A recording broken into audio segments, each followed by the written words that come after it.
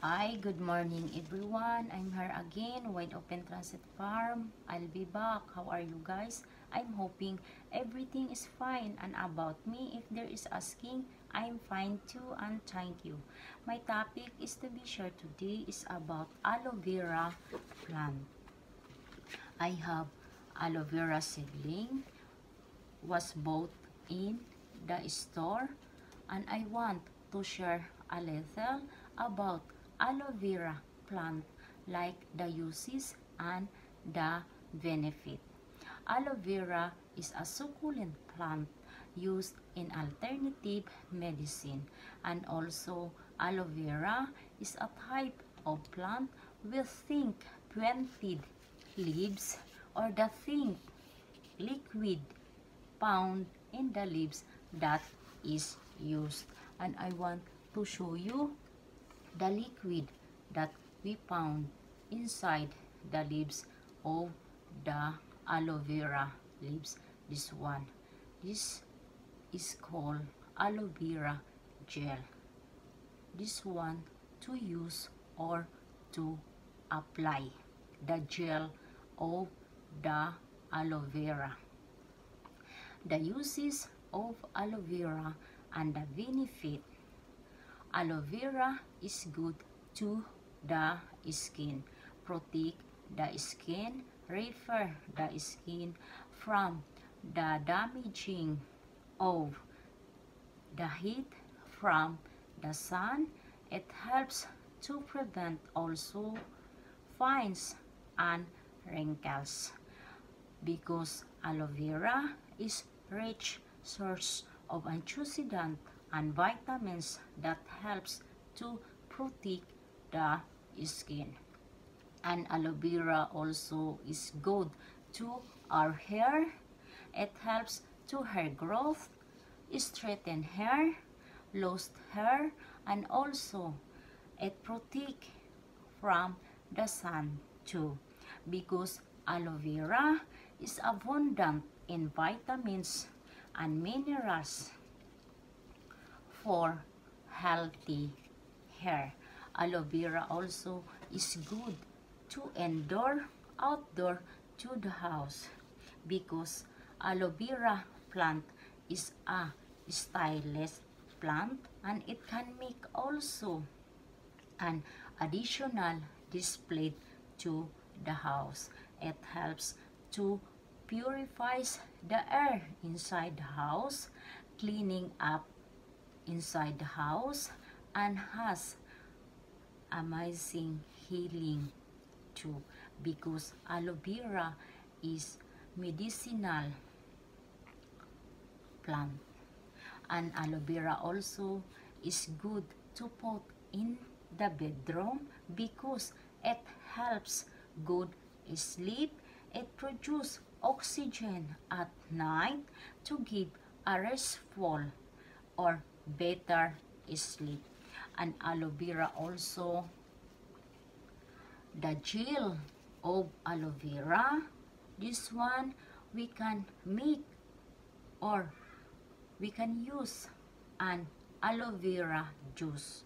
Drinking aloe vera juice, we can get a good health benefits to our health, because aloe vera is a medicinal herbal plant and rich source of vitamins and minerals that is good to our health. And now I want to show you my aloe vera seedling. I want to transfer to the pot, and I already prepare a shovel, and I have a shovel or trowel or a small shovel to use to dig the shovel inside in the pot. And I get the seedling pot, and I put in the middle of the shovel inside the pot my aloe vera seedling to plant. And I move the soil too close to the aloe vera seedling. And I'm still sieving the tag of aloe vera. And I give a little water. I'm done planting. It's ready to display inside in our house. Caring or take care of aloe vera plants is easy because aloe vera plants, it doesn't need much water. I put only too close to the window in order they can get a sunlight every day to support their growth. And I include also there is the way how to test the soil if our plants need water. By using my fingernails, I show you. I soak my fingernails to the soil like this. After testing or soaking, I saw my fingernails that there are soil attached. It means my plant no need of water. The soil is still wet. After testing or soaking, if my fingernails there's no soil attached, that's the time I give water to my plant. And I notice also, or I can notice also, my plant need water. The soil was dry.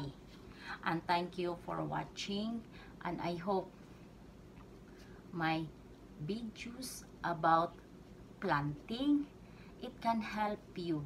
And thank you to those who support Wide Open Transit Farm.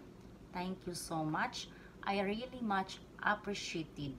And I asked again to those who not yet support, please subscribe our channel and don't forget to click the bell for notification.